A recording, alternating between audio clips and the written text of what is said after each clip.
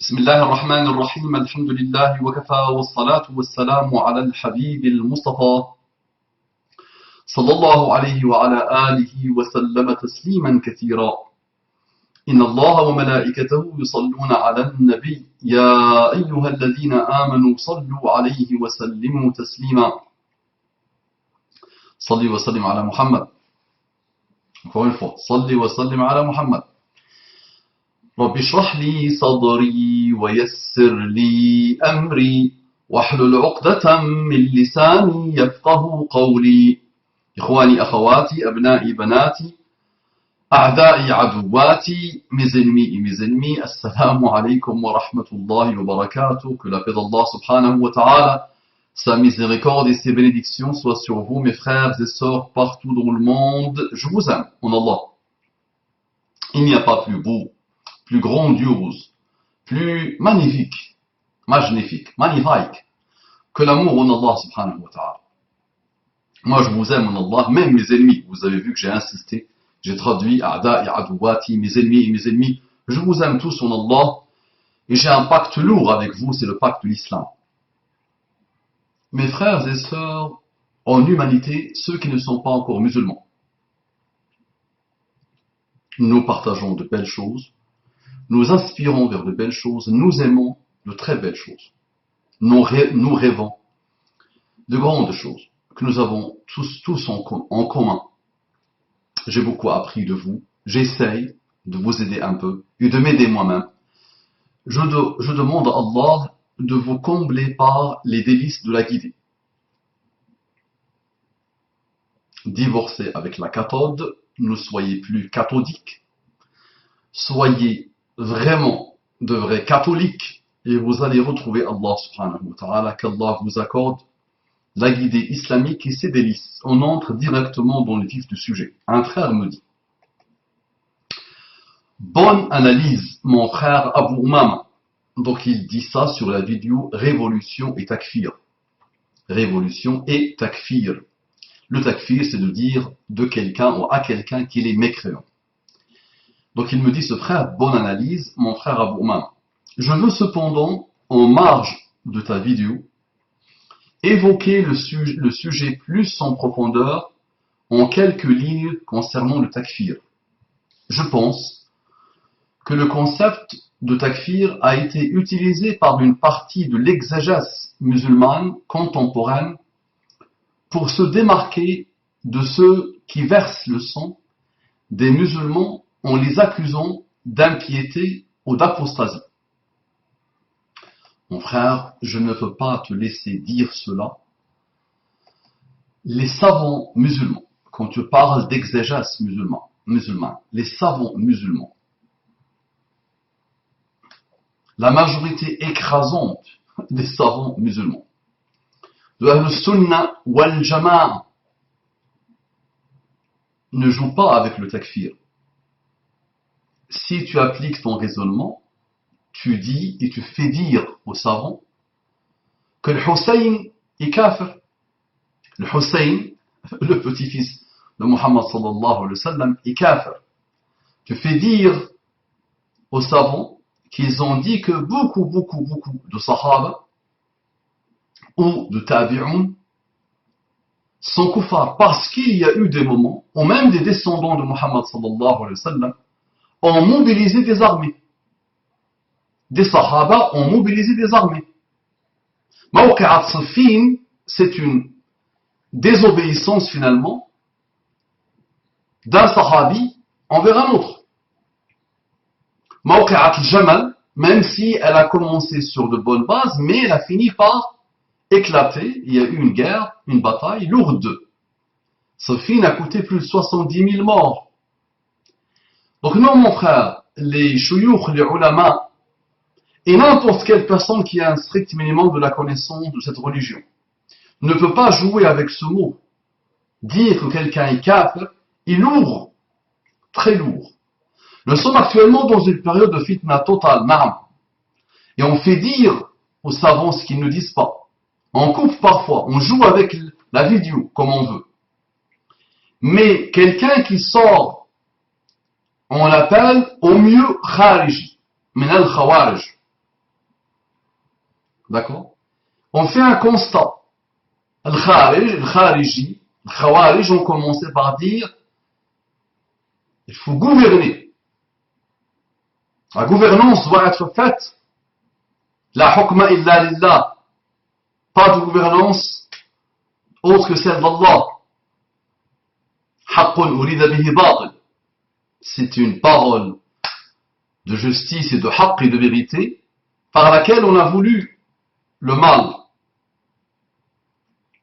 D'accord? Mais tu ne veux pas dire que, on regarde ta phrase, ton paragraphe, que le concept de takfir a été utilisé par une partie de l'exégèse musulmane contemporaine pour se démarquer de ceux qui versent le sang des musulmans ou les accusant d'impiété ou d'apostasie.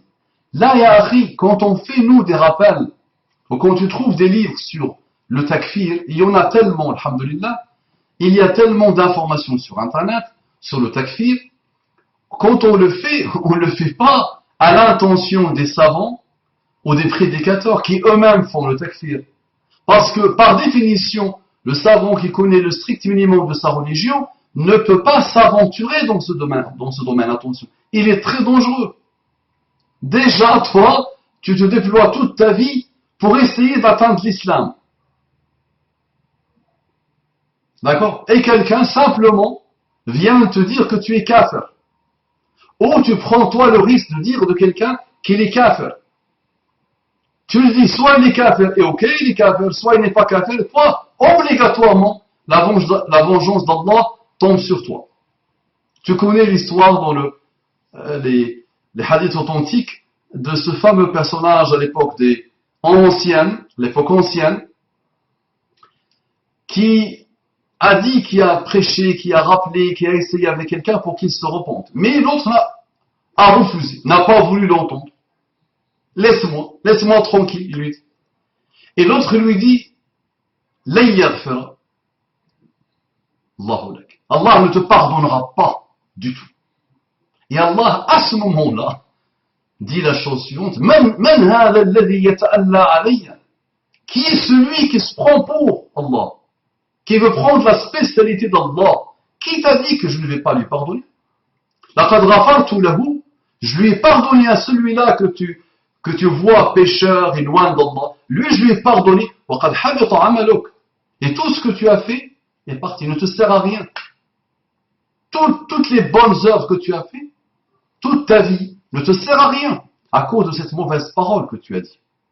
Donc il y a les prérogatives d'Allah. Laissons Allah s'occuper de ce qu'il doit faire lui. Allah sait qui est croyant et sait qui n'est pas croyant. D'accord? Et tu n'as pas le droit de dire ça. Donc, mon frère, les savants ne s'amusent pas à dire que tel groupe est kafir ou mécréant. Au mieux, tu les entendras dire Khawarij. Et même les Khawarij, les Sahaba n'ont pas dit qu'ils étaient des koufars, des mécréants. Alors que les Khawarij ont passé tout leur temps à combattre les musulmans, à combattre les Sahaba, à combattre les tabi'in, à faire couler beaucoup de sang. Des rivières et des rivières de sang qui ont coulé à cause des Khawarij. Mais malgré ça, on ne peut pas aller à ce point de dire qu'un tel est kafir ou tel groupe est mécréant. Il faut faire très attention. Je trouve que cette position n'est pas claire et pour le moins suspecte, car elle ne se démarque pas entièrement de la violence à caractère religieuse ou à caractère religieux. Non. Ya Habibi, tu poses la question au savant sur le takfir, il va te répondre sur le takfir. Tu poses la question au savant sur la violence religieuse ou à caractère religieux, il va te dire, par définition, l'islam n'est pas religieux. Et il va te prouver par A plus B, par beaucoup de raisonnements, par beaucoup de textes, que l'islam n'est pas religieux. Et si tu as un doute que l'islam, j'ai dit religieux, si tu as un doute sur la violence de l'islam, c'est que tu n'as rien compris d'islam, mon frère. Je pense que tu comprends parfaitement ta religion. Le Coran et la Sunna, nous avons le modèle parfait qui s'appelle Muhammad sallallahu alayhi wa sallam. Muhammad sallallahu alayhi wa sallam nous dit ما كان الرفق في شيء إلا زانه وما غاب عن شيء إلا شانه À chaque fois que la douceur est dans une chose, elle ne peut que l'embellir. Et à chaque fois qu'elle disparaît d'une chose, elle ne peut que l'enlaidir. Et il parle dans un hadith de la douceur, le rifq et de l'unf. Et il dit qu'Allah subhanahu wa ta'ala aime le rifq, il n'aime pas l'unf, la violence. Et il donne pour le rifq, la douceur, ce qu'il ne donne pas pour autre chose. Et dans la religion d'Allah subhanahu wa ta'ala, qu'est-ce que la violence religieuse? Si tu parles de l'islam, il n'y a pas de violence dans l'islam. Ce n'est pas possible. Ce n'est pas possible. L'islam vient de chez Allah subhanahu wa ta'ala. Allah subhanahu wa ta'ala t'ordonne de toujours suivre la justice, même avec les injustes, même avec les persécuteurs, même avec les oppresseurs. D'accord? Naam, il y a eu la violence religieuse chez ceux qui ont déformé leur religion. Naam. Et on a vu ce que ça a donné. Naam, il y a chez des musulmans aujourd'hui, malheureusement, très ignorants, qui ne connaissent rien de la religion d'Allah, mais vraiment rien de la religion d'Allah, qui sont souvent très orgueilleux, très obtus, très fermés, très fanatisés, très frustrés. D'accord? Une violence, non. On la voit même dans la famille musulmane, on la voit entre les couples, entre les frères et sœurs, entre les frères et les parents, entre les parents et leurs enfants. Il y a aujourd'hui une décadence, non. Mais chez ceux qui se prennent pour des musulmans. Mais dans l'islam lui-même, tu ne trouveras pas, ya Habibi, un texte sacré de le Coran, ou sacré et authentifié de la Sunna, qui autorise, qui fait l'éloge de la violence. Ce n'est pas possible, ya Habibi. Elle vient de chez Allah. Et Allah, il s'appelle l'adl, le juste. La justice elle-même. Et c'est pas la justice qu'on peut atteindre avec nos cerveaux à nous, avec nos pratiques à nous. Non, non, non. C'est la justice d'Allah lui-même. Non. En effet, qu'en est-il si l'autre partie est clairement impie et se revendique comme kafir? Donc il pose une question, il répond. Là, il n'est plus question de takfir, vu que le kufr est clairement assumé par l'autre. Son sang en deviendra-t-il pour autant mubah? Donc là, oui. Quelqu'un qui est kafir, il est kafir. Le Coran a rendu kuffar des gens. Le Coran, clairement, a rendu kuffar des gens. La Sunna a rendu kuffar des gens. Ça, c'est clair, net et précis. Ça, c'est un constat. Comme si je dis, ça, c'est une main. Pas de problème, une main. Ça, c'est un constat. Donc, il y a des gens qui sont kuffar, ils sont kuffar, mécréants. Je fais un constat. Un croyant, il ne croit pas. Donc si quelqu'un dit je suis mécréant, je suis athée, je ne crois ni en Allah, ni en la religion d'Allah, d'accord? Ça c'est autre chose. Ça c'est autre chose. Donc Damuhu Mubah, tu me poses la question, Damuhu Mubah, est-ce que son sang devient halal? Pourquoi vous allez jusqu'à là, vous? Quelqu'un, donc bismillah, quelqu'un qui vit dans un pays musulman, où il y a eu un travail de fond pour inviter l'islam dans le quotidien de ce pays. On connaît aujourd'hui les pays. Aujourd'hui, il n'y a pas sur terre un pays musulman. Voilà. Et je ne fais pas le takfir en le disant. Je fais un constat. Nous avons nous nous sommes beaucoup éloignés de la religion d'Allah. Sahih. Au niveau de la gouvernance, au niveau de la politique, au niveau social, au niveau sociétal, au niveau économique, au niveau médiatique, à tous les niveaux, on le voit, c'est clair, net et précis. Donc quelqu'un quitte sa religion, mais c'est chaque jour ça. La majorité des gens, aujourd'hui, malheureusement, se sont très très éloignés de la religion d'Allah subhanahu wa ta'ala.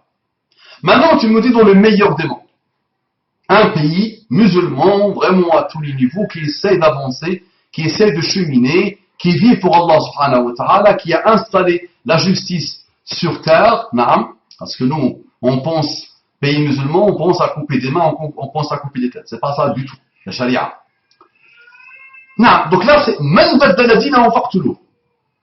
Celui qui change sa religion, tuez-le. Il y a un autre hadith لا يحل دم امرئ مسلم إلا بثلاث. Donc le sang ne devient halal mubah que pour trois choses. D'accord. Donc cette question-là, mon ami, ne se pose pas à moi et à toi, mon frère. D'accord. Et aujourd'hui, il y a beaucoup de monde qui essaye de faire des ijtihadat pour expliquer, pour essayer de comprendre cette chose dans les temps modernes, actuellement. Cette question, mon frère, se pose directement au gouverneur.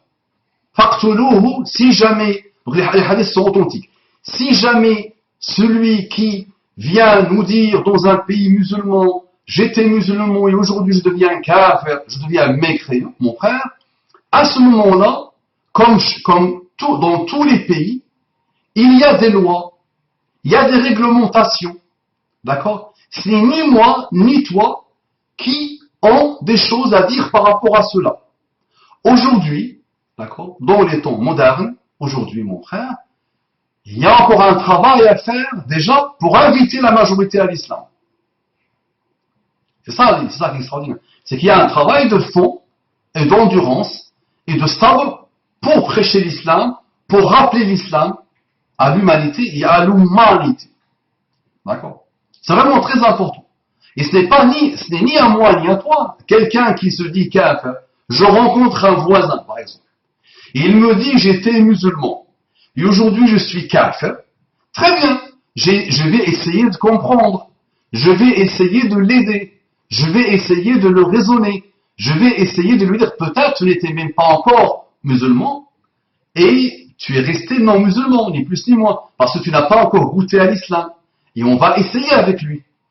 Dans l'époque de Mohammed sallallahu alayhi wa sallam, il y avait des hypocrites. Il avait la liste des hypocrites. Et l'hypocrite est beaucoup plus dangereux que le kafir. Est-ce que Mohammed sallallahu alayhi wa sallam a pris les armes pour le tuer? Non. Il y a eu celui qui a dit la yukhrijanna al-a'azzu minha al-adhall. Jawwa' kalbaka ya'kulka. Afin ton chien, il te mange. Et l'homme d'honneur va faire sortir de Médine l'homme minable. Il parle de lui comme homme d'honneur, et il parle de Mohammed sallallahu alayhi wa sallam comme homme minable. Et le fils de ce bonhomme a voulu le tuer. Et Mohammed sallallahu alayhi wa sallam nous apprend une chose qui restera jusqu'à la fin des temps.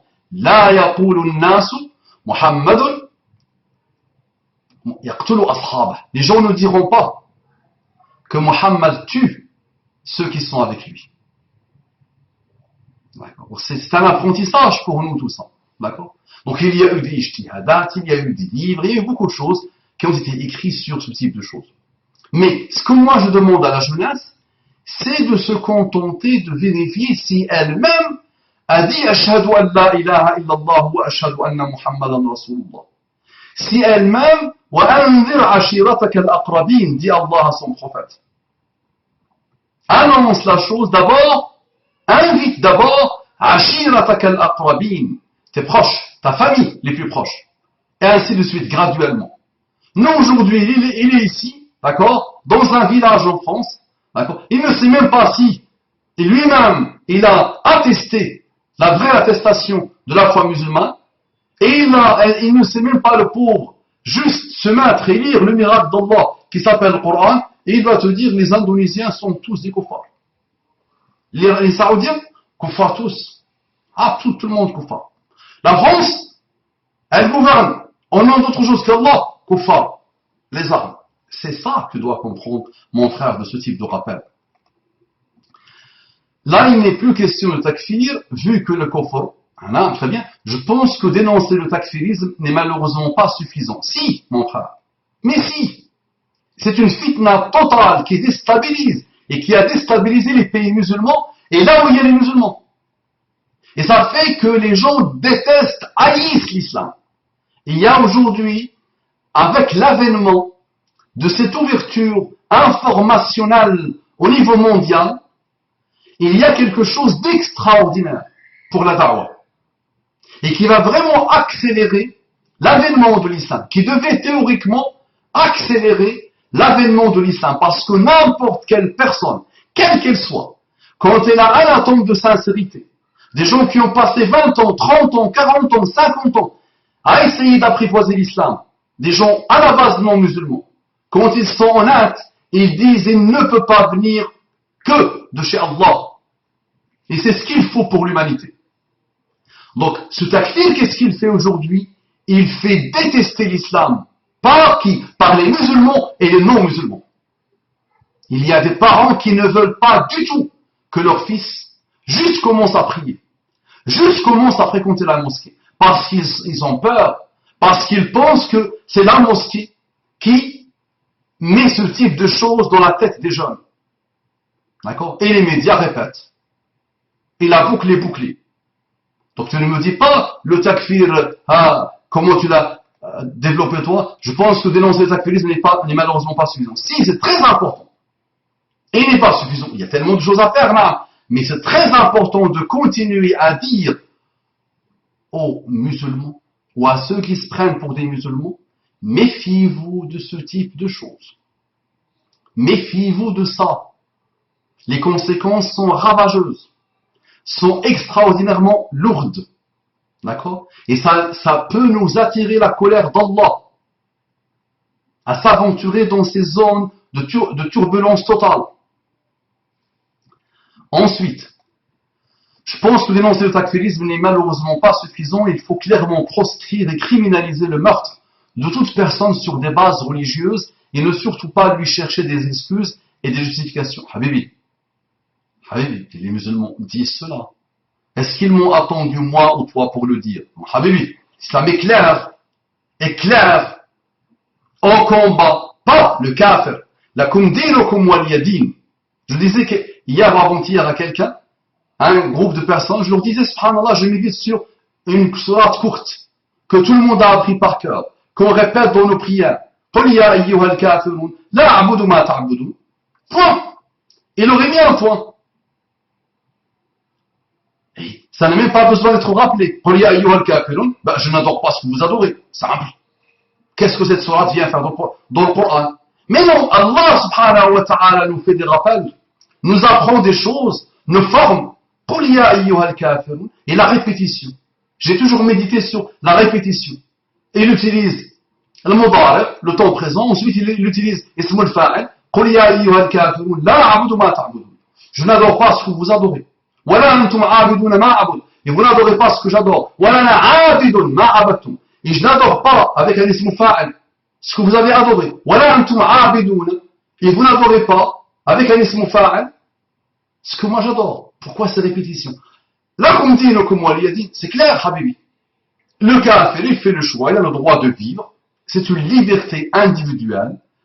N'importe quelle personne a la liberté d'être croyant ou de ne pas être croyant. Le Coran est clair, la sunna est claire. Et tu ne veux pas trouver dans la sunna quelqu'un qui a été tué pour son kufr. Abu Sufyan a passé 18 ans, 19 ans à combattre Muhammad sallallahu alayhi wa sallam. Khalid ibn al-Walid a combattu Muhammad sallallahu alayhi wa sallam des années et des années et des années. Amr ibn al-As a combattu Muhammad sallallahu alayhi wa sallam des années et des années et des années. Et d'autres. Omar ibn al-Khattab lui-même a combattu Muhammad sallallahu alayhi wa sallam des années et des années et des années. Il ne rêvait que d'une chose, le tuer, le voir mort, le faire disparaître. Est-ce que tu as entendu que Muhammad sallallahu alayhi wa sallam, pendant la phase de la da'wah, a demandé aux sahaba d'aller tuer Omar ibn Khattab, ou Khalid ibn al-Walid, ou Amr ibn al-As, ou Abu Sufyan? Là, ya habibi. Au contraire, il souhaitait pour eux la guider. Quand il était parti à Taïf, ils l'ont ensanglanté, ils l'ont frappé, ils l'ont jeté des pierres. Il a vraiment subi une injustice totale. Et l'ange vient le voir pour lui dire, donne-moi l'ordre et je fais tomber, détruire, je les engloutis entre les montagnes. Allez, je fais tomber sur eux la montagne. Muhammad sallallahu alayhi wa sallam n'a pas voulu. Allahumma hdi qawmi fa innahum la ya'lamun. Ou Allah guide mon peuple parce qu'ils ne savent pas. Et c'est comme ça que les prophètes se sont comportés. Les histoires des prophètes dans le Coran, tu penses que c'est pour nous faire dormir qu'Allah nous parle des prophètes, de leur dialogue avec leur peuple? Toi, innama alayka al-balagh. Ni plus ni moins. Tous les prophètes ont répété cette parole. Innama al-balagh. La transmission de la meilleure des manières, au niveau oral, au niveau comportemental, à tous les niveaux. Tu transmets le message. point barre, et que ce message-là se voit sur toi. La justice, tu dois être juste. La sagesse, tu dois être sage. Tu appelles les gens à beaucoup de grandes qualités, tu dois te déployer toi-même pour être moulé dans ce moulage. D'accord? Et tu dois être aimé par ceux que tu prêches. Tu dois essayer de les aimer, et tu dois les aimer, et tu dois essayer d'avoir leur amour, et tu dois être tendre avec eux, et tu dois essayer de répondre à leurs problématiques sociales, économiques. Tu dois les aider, tu dois essayer, tu déploies toute ta vie pour essayer d'installer un minimum de justice sociale, économique, à tous les niveaux. Très important. Allahumma salli wa sallim ala Muhammad. Donc, toute personne sur des bases religieuses, ne surtout pas lui chercher des excuses et des justifications, ni dans le Coran, ni dans la Sunna, ni dans la psychologie freudienne. Habibi, s'il te plaît, tu aurais pu mettre ton Freud après, mais ne mets pas le Coran, la Sunna, virgule, Freud. Attention, Freud. Faqillah ya akhi, je pense que tu as voulu, c'est un abus de langage, un abus de clavier. On ne met pas Freud à côté du Coran et de la Sunna. Et pour cela, je ne vois pas 36 solutions. Il faut laïciser l'islam pour faire que cette religion s'accommode avec les autres croyances, virgule, non-croyances, et avec la liberté de pensée et d'opinion de tout individu. Et pour cela, je ne vois pas 36 solutions. Il faut laïciser l'islam pour faire que cette religion s'accommode avec les autres croyances, virgule, non-croyances, et avec la liberté de pensée et d'opinion de tout individu. Il faut que tu me dises qu'est-ce que tu entends par laïciser l'islam. Si tu dis le mot laïciser l'islam et tu l'expliques, cette explication, pour faire que cette religion s'accommode avec les autres croyances, cette religion s'est toujours accommodée avec les autres croyances. L'apogée de l'histoire humaine a eu lieu à Bagdad. L'apogée de la civilisation humaine a eu lieu à Bagdad et à Cordoba, en Andalousie. Les musulmans vivaient avec les autres en paix et en respect. Nous avons dans notre histoire combattu, parfois pour de très très bonnes intentions et de très très bonnes finalités. Parfois, il y a eu quelques-uns qui ont combattu pour le butin, pour autre chose. Ça a existé, mais globalement, quand on observe l'histoire musulmane, globalement, on a combattu Zalim. On a combattu l'injuste. On n'a pas combattu le kafir. Il faut vraiment que tu fasses la différence. On a combattu Zalim. Zalim à une époque, régi par d'autres lois, d'accord? Régi par d'autres lois, il fallait combattre celui qui interdit à la Ummah, aux musulmans, d'aller transmettre le message.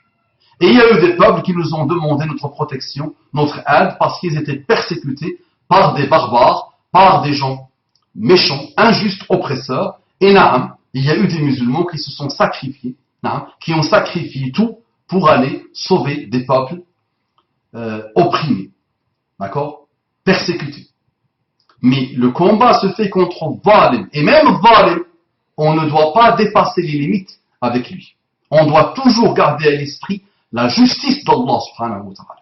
Clair, net et précis dans le Coran et dans la Sunna.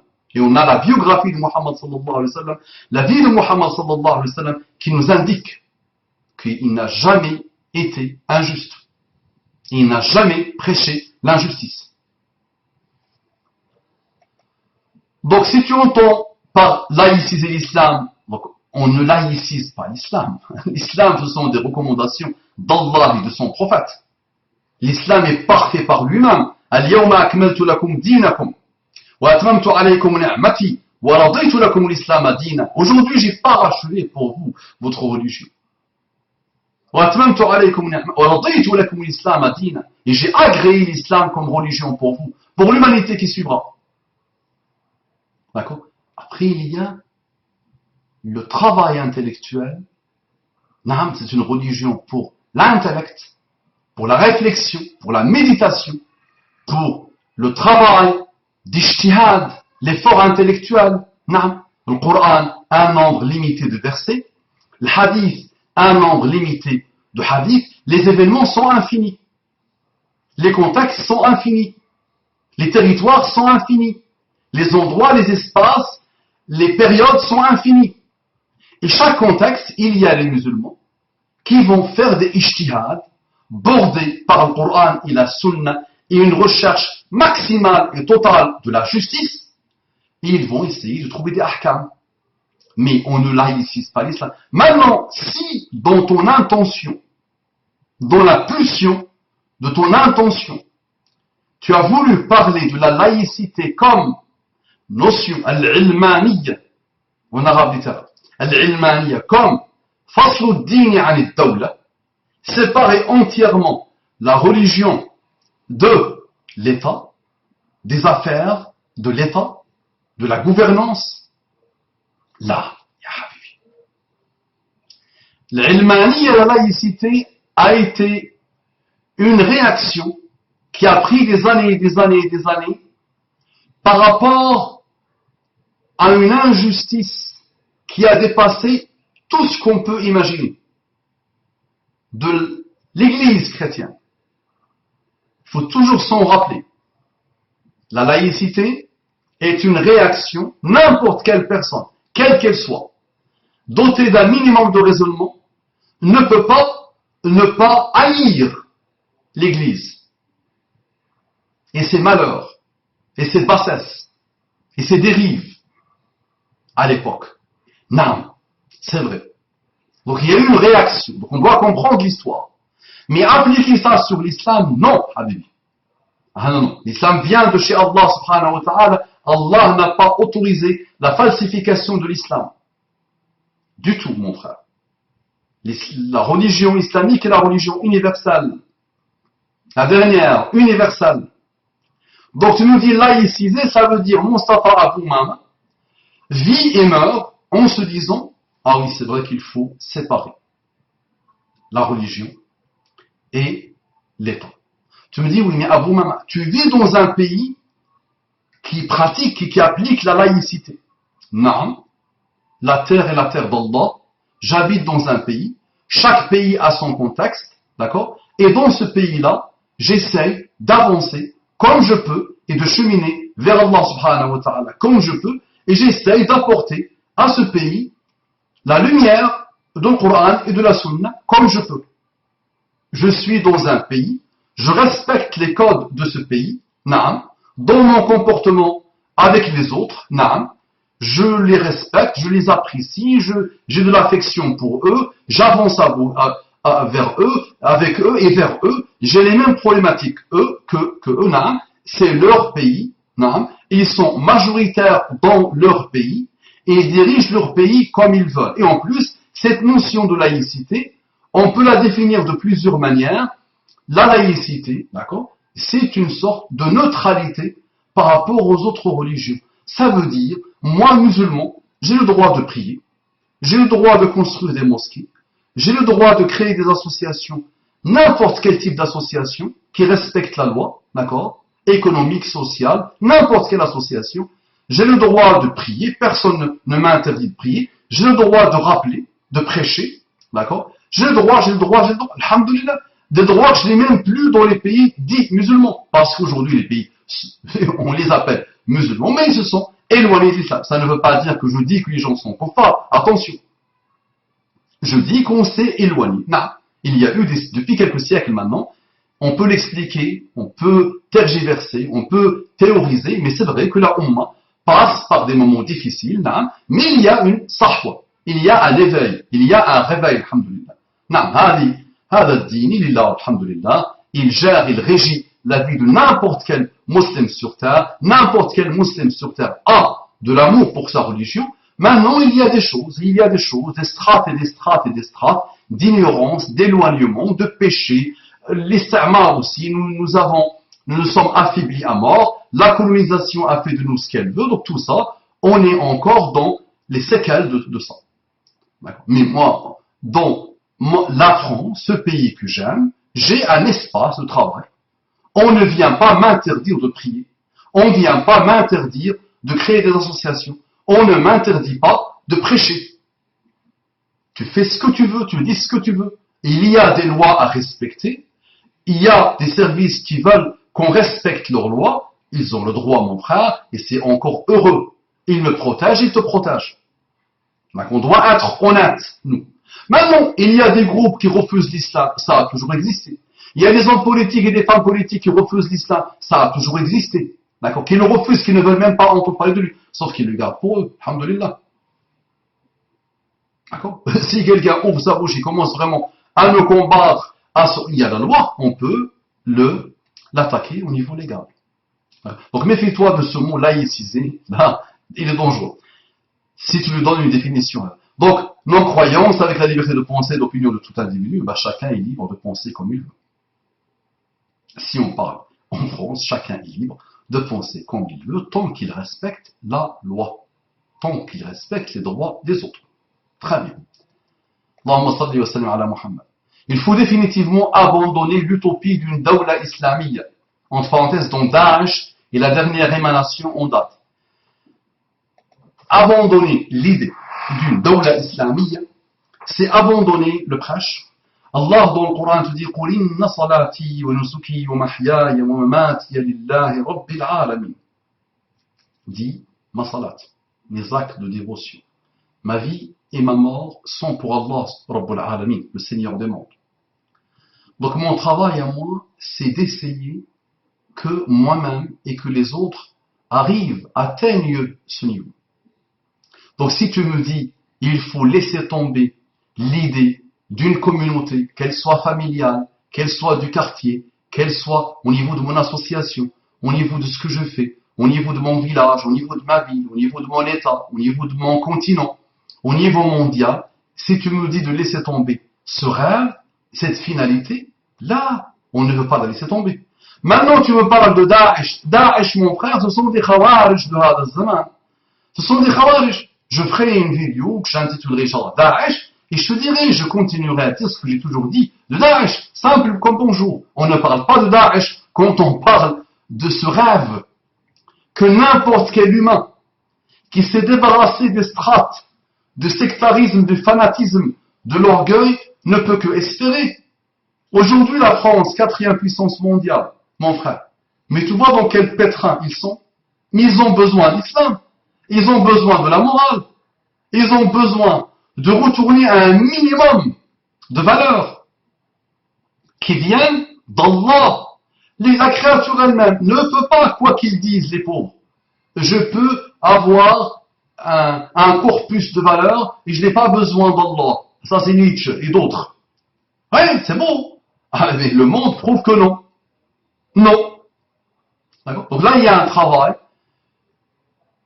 continuel, graduel, en continu, d'accord, que chaque musulman doit faire selon ses compétences, ses aptitudes, ses capacités, pour que cette dawla islamique s'installe au niveau du cœur, s'installe au niveau du comportement, s'installe au niveau de la petite famille, s'installe au niveau de la grande famille, s'installe au niveau du quartier. Mais là, c'est une vision globale et globalisante de l'islam. C'est une compréhension globale et globalisante. Et là, tu fermes tes yeux et te dis, le moment où Allah a dit Al-yawma akmaltu lakum dinakum. Aujourd'hui, j'ai parachevé pour votre religion. Ben, il faut qu'on arrive, qu'on essaye d'atteindre ce yawm, ce jour, cette période, la meilleure des périodes. D'accord? Et chacun va réussir comme il peut. Tu verras les résultats dans ta vie, ou après ta mort, ou 1000 ans après ta mort, c'est pas ton problème. Toi, tu dois prêcher. Tu dois travailler sur toi-même et tu dois travailler sur les autres. Donc attention avec l'idée de se dire, dans ma pensée, dans mon cœur, j'ai la niya de tout faire pour séparer la religion des affaires des humains et des musulmans. Ah non, mon frère, non. Il y a des groupes qui ont fait ça malheureusement, chez les musulmans, d'accord? On a les groupes de tablir par exemple, les tabliris sont apolitisés à mort, apolitiques à mort, les pauvres, d'accord? Ils démissionnent complètement du quotidien des musulmans, d'accord? De l'économie, de la politique, de la gestion, de la direction, de la gouvernance, même dans leur cœur. C'est ça qui est extraordinaire. Aujourd'hui, tu peux moins faire ce travail intellectuel au niveau de ton âme. De dire, Ya Rabbi, je sais que ta religion est parfaite pour tout. pour l'économie, pour la politique, pour le social, pour le sociétal, pour les médias, pour tout. Je sais qu'elle est vraiment la solution. Je sais que c'est la plus grande rahma que tu as voulu pour l'humanité. Je sais que c'est la notice que tu as voulu pour l'humanité. Je le crois dur comme fer. Et c'est vraiment une attestation. Ashhadu. En disant Ashhadu an la ilaha illallah, je le dis aussi. Wa ashhadu anna Muhammadan Rasulullah, je le dis aussi. D'accord? Et nous avons aujourd'hui des groupes, subhanallah, qui ont décidé de, rien de ça. Et il lit Riyad Salihin, et il lit Rijal Hawla Rasoul, il se casse pas la tête, et la grosse barbe, la fouqiyya, tranquille, il vit, il meurt, et il n'a même pas compris le but. Voilà, rien. Et ça, c'est beaucoup de groupes. Donc, tu dois différencier entre ce qui est possible actuellement et ce que je dois avoir comme cœur, l'intention du cœur, la niya du cœur. Qu'est-ce que j'ai comme corpus de valeurs? Quel est le lien que j'ai avec cette religion d'Allah subhanahu wa ta'ala? Au niveau de mon cœur d'abord, au niveau de mon âme.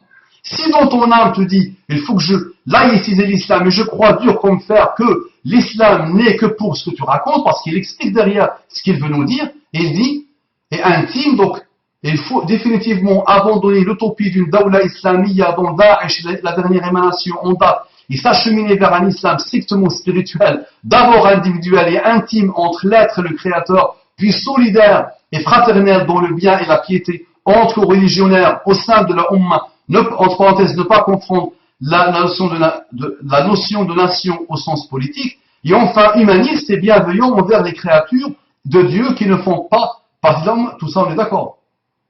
Maintenant, si tu fais dire à ce que tu racontes, ou si moi je comprends ça, et si tu ne me rectifies pas derrière, ou je ne rectifie pas ce que peut-être tu as laissé un peu mystérieux, pas clair, le fait de dire la religion est strictement entre moi et mon créateur,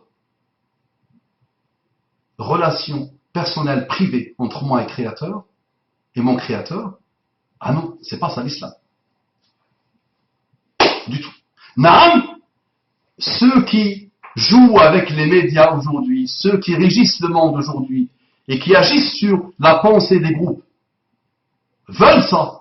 Ce rapport, non, j'ai un rapport privé, personnel avec Allah. Et j'essaie tous les jours d'améliorer ce rapport. Mais l'islam est là, tout l'islam est là pour régir ma relation entre moi et Allah, ma relation entre moi et ma relation avec les autres. Ça, c'est l'islam. Ruh l'islam, c'est ça. L'âme de l'islam, c'est ça. D'accord? Donc tout ce que tu as raconté, mais c'est l'islam, mon frère. وَخَالِقِ النَّاسَ بِخُلُقٍ حَسَنٍ dit Muhammad sallallahu alayhi wa sallam. وَخَالِقِ النَّاسَ بِخُلُقٍ حَسَنٍ et comporte-toi excellemment bien avec les gens. Vois Muhammad sallallahu alayhi wa sallam comment il s'est comporté avec les non-musulmans qu'il a prêché pendant 23 ans. Et il y a parmi eux des gens qui sont restés non-musulmans. Est-ce qu'il les a tués? Là. Et vois les khulafa al-rashidoun, les califes bien guidés. Vois comment eux, ils se sont comportés avec les minorités. Mais ils n'ont pas dit, quand Muhammad sallallahu alayhi wa sallam est mort. Imagine si Abu Bakr as-Siddiq avait dit, moi j'ai un bon rapport avec Allah, je vais essayer de travailler sur moi-même, je vais aimer les autres, très bien, je vais rien faire. Je ne vais pas combattre ceux qui ont décidé de devenir mécréants, d'accord, et qui ont décidé de déstabiliser l'islam à sa naissance. Imagine s'il n'y aurait pas, il n'y aurait plus, mon frère. Après, chaque époque, garde-le à l'esprit, chaque époque a son ijtihad. Chaque contexte a son ijtihad. Mais la chose qui régit l'islam et les musulmans, c'est pas d'injustice. Inni harramtu dhulma ala nafsi, fala tadhalamu. Je me suis interdit dhulm. J'ai interdit dhulm à moi-même. Allah qui parle. Dans un hadith qudsi. Fala tadhalamu. Ne soyez pas injustes entre vous. Attention. Je ne dois pas être injuste envers n'importe quelle créature. Même des animaux, même des insectes. Je ne dois pas être injuste. Allahumma salli wa sallim ala Muhammad. Et enfin humaniste, ok, voilà mon opinion sur le sujet. Je n'ai malheureusement à ce jour pas encore entendu de faqih reconnu et suivi par la plupart prêcher sans ambiguïté dans ce sens. c'est parce que tu n'as pas du tout fait de recherche, mon frère, sachant aussi qu'il n'y a pas beaucoup de travaux francophones. Bon, il y a des travaux francophones, mais mon frère, moi qui est arabophone de la base et qui apprend la religion d'Allah en arabe, et qui lit beaucoup en arabe et en français. En français, c'est pour connaître ce que je prêche. D'accord? Je n'apprends pas la religion d'Allah en français personnellement. Il y a une infinité de choses. Maintenant, pose-moi tes questions clairement sur chaque sujet. Je vais te dire tel savant, tel savant, tel savant, tel savant. Ce sont des choses claires pour les musulmans. Il n'y a pas de doute. Without doubt, mon frère. Voilà mon opinion sur le sujet. Je n'ai malheureusement pas entendu très bien. اللهم صل وسلم على محمد. السلام عليكم ورحمة الله وبركاته.